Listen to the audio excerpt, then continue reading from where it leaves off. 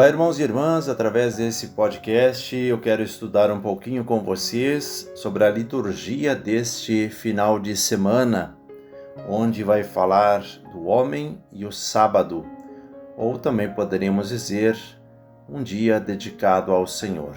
Então vamos fazer esse estudo juntos. Gostaria que você também deixasse o seu comentário através do nosso canal de evangelização, e assim interagisse um pouquinho junto conosco. O que você pensa sobre isso? Qual a sua opinião? Assim também meditando o Evangelho do dia, com esse título, Redescobrindo o Dia do Senhor. Então vamos meditar juntos e vamos aprender mais sobre a liturgia. O ritmo da vida humana é marcado pelas alternativas de trabalho e repouso, movimento e mobilidade, vigília e sono, dia e noite, domingo e dias de trabalho. O repouso torna possível o trabalho e subtrai o homem à escravidão a que este inevitavelmente o conduz. O trabalho, por outro lado, dá um sentido ao repouso e evita que ele se torne ócio, inércia, tédio. O repouso sabático, de que fala a primeira leitura, parece ter três significados religiosos profundos: repouso, sinal de libertação. A motivação social e humanitária do Êxodo, o Deuteronômio acrescenta uma de ordem histórico-religiosa. Israel deve interromper o trabalho no sábado para lembrar-se de que foi libertado dos trabalhos forçados do Egito. O repouso se torna, assim, sinal de libertação, de afirmação do valor da pessoa, da supremacia do homem sobre as coisas. Repouso, participação no repouso de Deus. O livro do Gênesis, capítulo 2, versículo 3, põe em estreita relação o repouso sabático com o repouso de Deus, que depois de 6 dias de criação, repousou. Êxodo, capítulo 31, versículo 17. Repousar no sábado significa, pois, reconhecer-se e demonstrar-se imagem de Deus. O repouso sabático se torna sinal de que nos sentimos filhos de Deus. Repouso para Deus.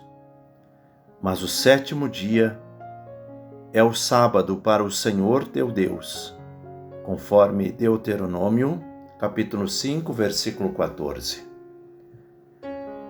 Tudo isso dá ao sábado o caráter da alegria, da libertação, da festa. A celebração do sábado não é, portanto, só matéria de prescrição e de observância legal, mas uma exigência de liberdade e diálogo entre Deus e o seu povo. Nas mãos dos autores da lei e dos escribas, o sábado se transformará em uma série minuciosa e pesada de prescrições e proibições, a ponto de se tornar sinal da nova escravidão, a de um culto formalista e exterior. Mas Jesus vem corrigir todas essas inúteis e opressoras prescrições. Ele não se coloca contra o sábado, eliminando-o ou transformando-lhe o sentido. Observa o sábado, mas vai diretamente ao essencial, afirmando duas ideias, assim como nós aprendemos no Evangelho.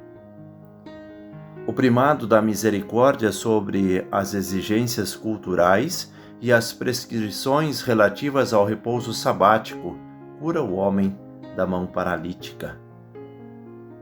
E o primado da consciência sobre a regra, do homem sobre a lei. O sábado foi feito para o homem e não o homem para o sábado. Sua pergunta: é lícito fazer o bem em dia de sábado? Restitui à festa um conteúdo positivo que os judeus pareciam ter esquecido. Transparece dos evangelhos que Jesus escolhe de preferência o sábado para fazer o bem. Não por polêmica ou por anticonformismo, mas porque o sábado é o dia privilegiado para se fazer bem, para reintegrar o necessitado na plenitude de vida, para libertar alguém que, de qualquer modo, está prisioneiro ou escravo. É o dia que coroa a criação, é o seu pleno acabamento. Entre os judeus, uma concepção e uma praxe legalista e formalista do sábado levaram ao que hoje chamaríamos alienação, isto é, sujeição absoluta do homem a uma norma extrínseca que devia, ao contrário, estar a seu serviço.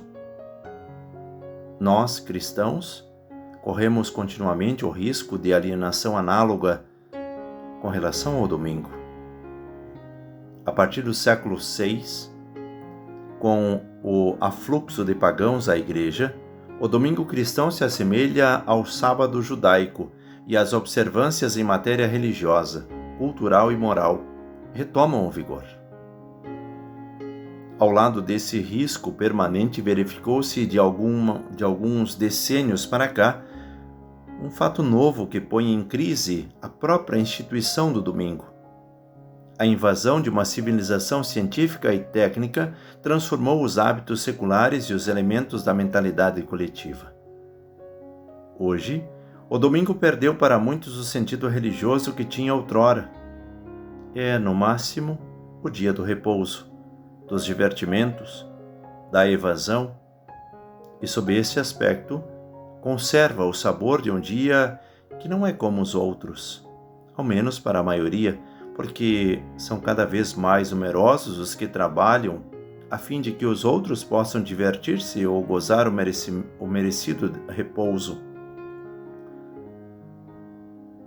É um fato desagradável, mas que pode favorecer uma redescoberta do dia do Senhor, por caminhos ainda não explorados.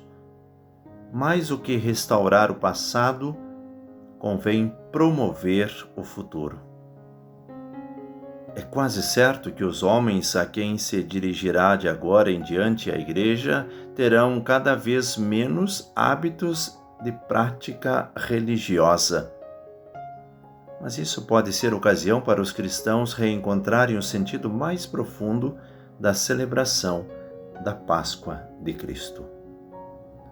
Meus irmãos e minhas irmãs, espero que esta meditação, este estudo, possa também auxiliar para que você possa celebrar e viver o dia do Senhor.